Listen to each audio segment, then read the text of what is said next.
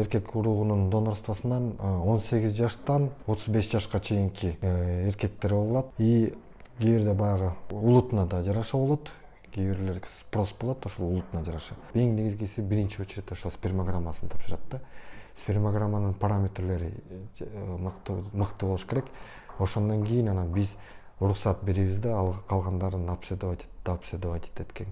Биринчиден бул физикалык жана психикалык жактан чың болуш керек. Общий алынган анализдер бар. И экинчиден инфекциялык жактан анализдер алынат. Мисалы үчүн гепатит болбош керек, ВИЧ жактан, РВИ ошолор жактарын. И плюс ар кандай инфекциялар бар, жыныс аркылуу жугуштурулат. Ошолорду исследовать эткендер бар. Андан кийин специалисттерден консультация алат. Мисалы үчүн генетиктен консультация алгандан кийин ошолор мүмкүнчүлүк баары жакшы болсо, ошолор мүмкүнчүлүк алынат.